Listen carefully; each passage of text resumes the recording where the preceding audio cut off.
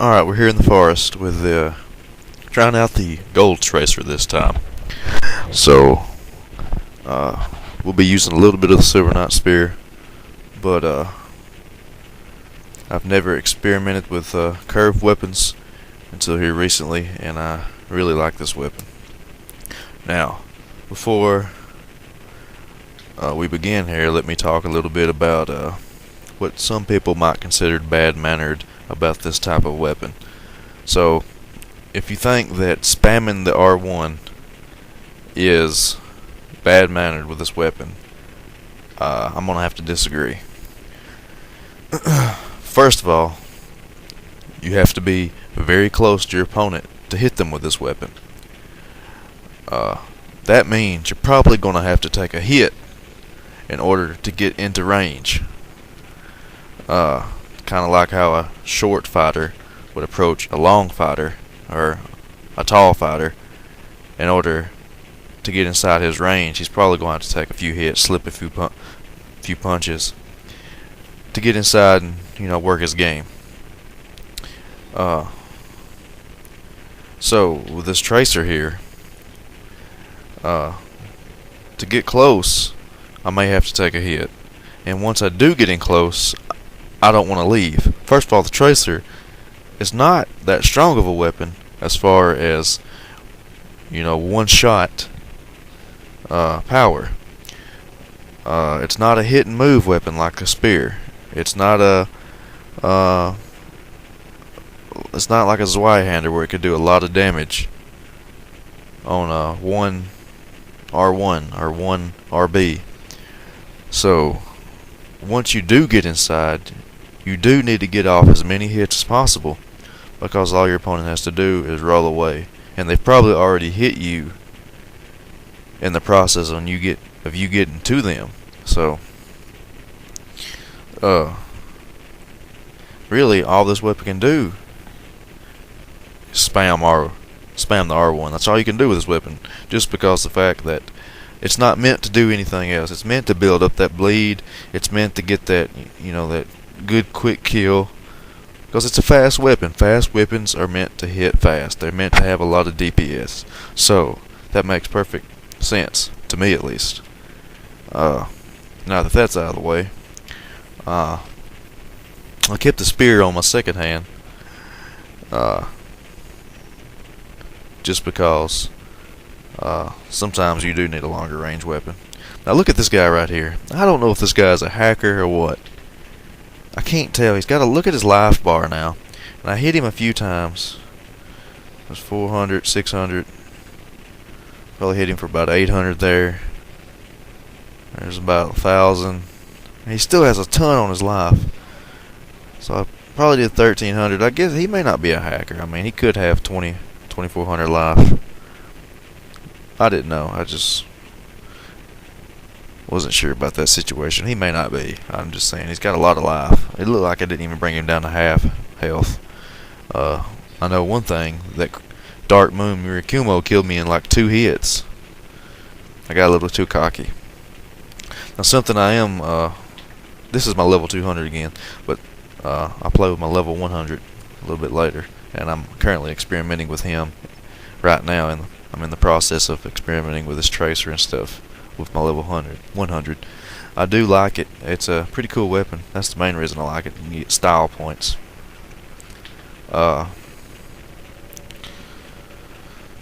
With this weapon now, since you do have to get in on your opponent, and you may take hits, you do need to have high poise, in my opinion. I like to have the poise above 77.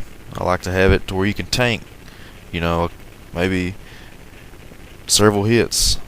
If you gotta at least be able to tank one hit from an ultra great weapon, for sure. And you can do that with 77 poise. But by the time you've tanked that one weapon, you should already probably have 3 hits in. And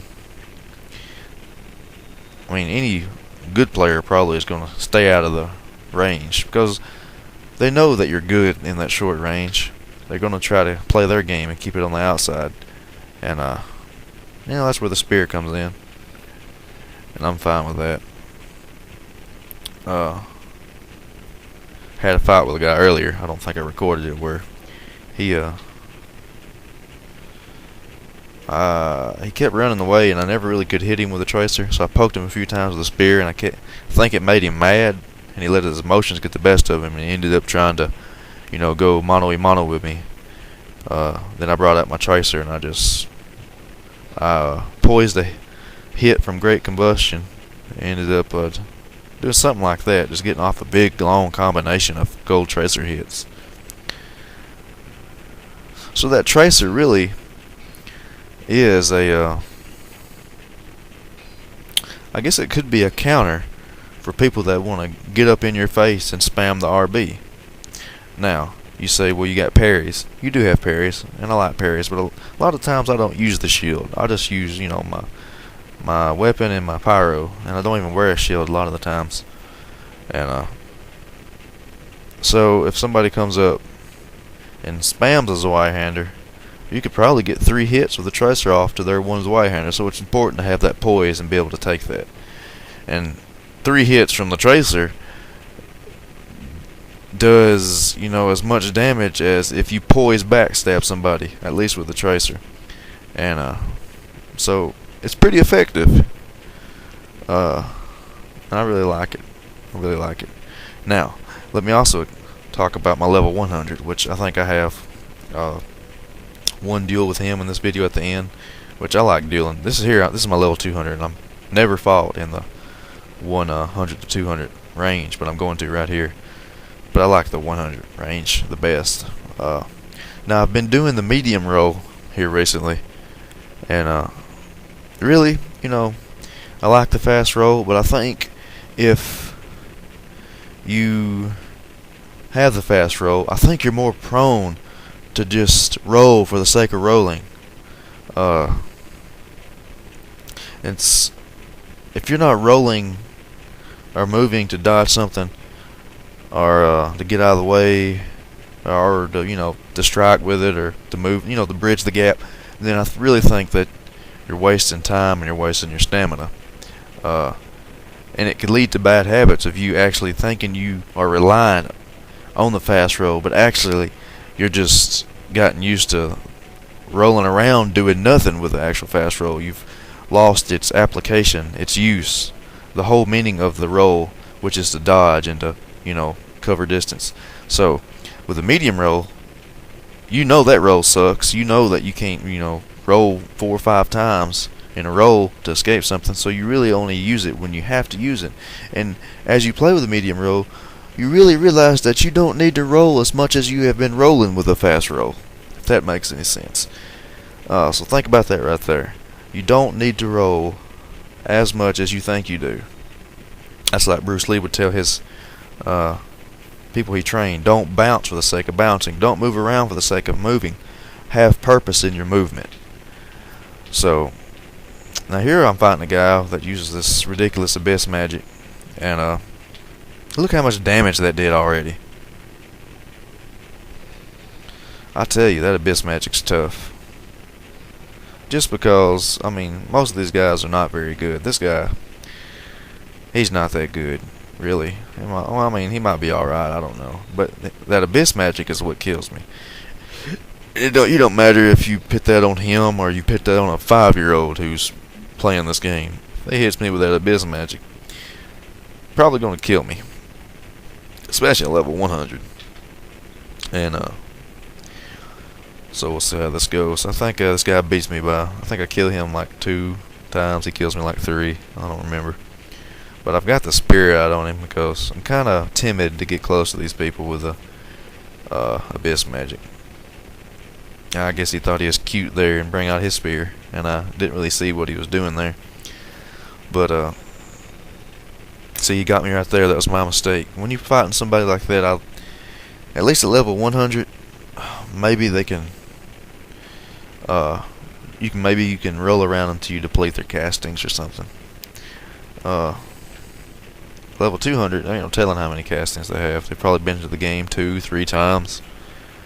So, but yeah, my level 100 in this particular build, I was rocking about the same gear. I was rocking the Chester's coat and the night night leggings and the Eastern gauntlets for that 53 poise or 54, whatever it is. And but I was messing around earlier, and the gear I'm wearing now on my level 100 with a medium roll is I think I got the black knight armor and the giant leggings and gauntlets. That gives me like 103 poise, which I'm looking, like I explained to you before, I'm looking for poise so I can actually make effective use of the gold tracer. If I'm going to use the gold tracer without poise, then that really, to me, doesn't make a lot of sense, because when you get in close, most of the weapons the opponent has is going to outrange your gold tracer, so they're going to end up stunning you and hitting you before you can get into range to use the power of the gold tracer. So you may have to have that poise to tank that first hit to get you into range where you can deal some blows, deal some body shots and get in there. And theoretically that sounds, great. And it's worked out great so far in a few matches that I've had. And plus, with all that equipment on, you got better defense, and I've noticed a little that it helps out a little bit. But the poise is really what you want. And I think with the Black Knight armor, I think it looks pretty cool, especially with the way my character looks. So, yep, I still got. All you got to do is have half of your equipment burden or whatever, half of your total load limit, and you can still get that medium roll. So I've got a Silver Knight spear and the gold tracer and my pyro glove and my wooden shield, crown of dust, Black Knight armor, giant's leggings, giant's gauntlets. Now I didn't have enough equipment burden to use giant's armor, giant's leggings, and giant's gauntlets. But I did have enough to use giant's armor, dark gauntlets, giant leggings. But the defense on that is almost the exact same as using the Black Knight armor and the two giants leggings and gauntlets. And I think with the Black Knight armor it looks better, so we still want to look halfway decent when we're playing. The giant armor, I think it looks alright.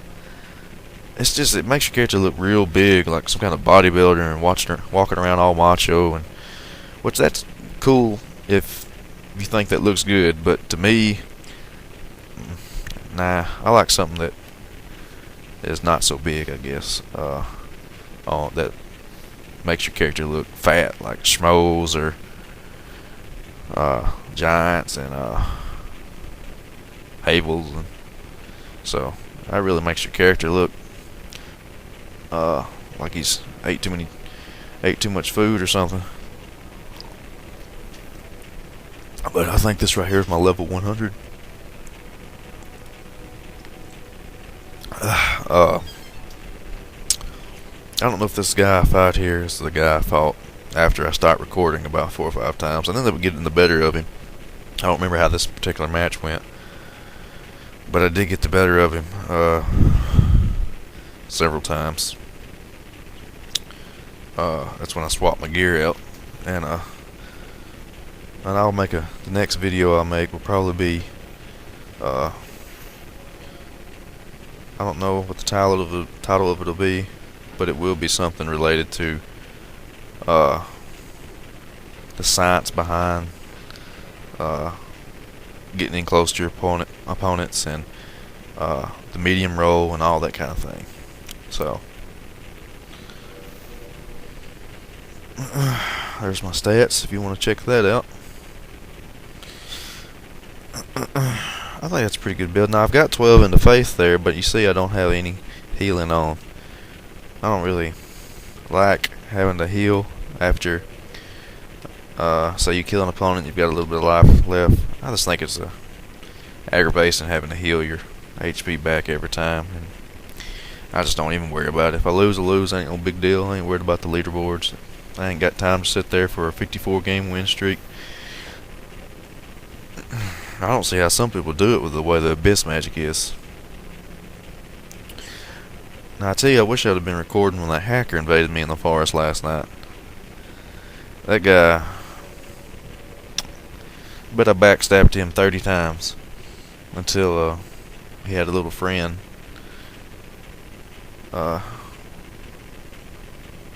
come and help him finally get me. But that's why I want the game on the PlayStation. Is supposedly there's no hacks on the PlayStation, which yeah, this is that guy. No, this is a different guy.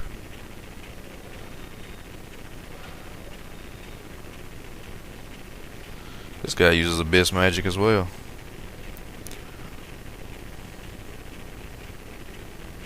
You see, I got in a little bit there with the tracer, but I ended up getting stunned. If there'd have been, if I'd have had more poise, I'd have probably finished him off.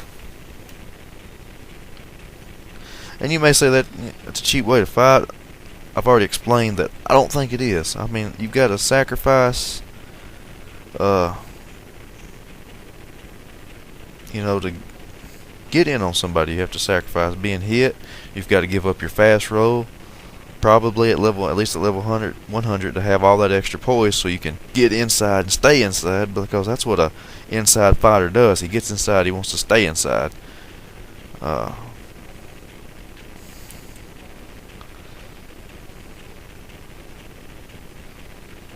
Now here I'm trying to, you know, fight like a Ali. Stay with a spear. I want to stay in range, my range, and keep him on the outside. You know, just poke away at him, jab away at him, use my footwork. And I've gotten to where my footwork is really good with a spear, because I've been using it religiously for a little bit. That abyss magic, I could tell there that he was out of it now, so I could relax a little bit, but he's still, he has that katana on, or he did earlier. Now this guy's just trying to come up and blind parry me. That might work on the tracer, but not on the spear, because you got to be real close. So when people like to come in and rush me, obviously there's a kick, which is useful, but really I always hit them with a black flame. I don't know why I didn't do that here. But yeah, black flame will usually make them think twice about coming in on you like that, maybe trying to fish for a backstab, because black flame is it's a powerful pyromancy, that's for sure.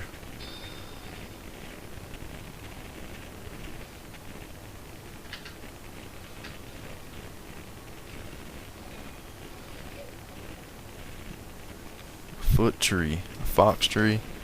I can't read that.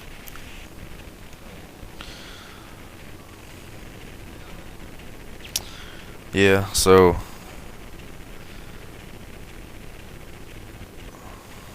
I hope that the only thing that worries me about the medium roll is the ability to dodge magic, because it's so slow. But maybe it'll be alright. I've yet to face a magic user with my new setup. But that's all I'm going to talk about for this particular video. We'll have another video coming up on the things I was talking about, the medium roll and the tracer and the high amount of poise. And hope you look forward to seeing that one. Till next time, we'll see you later.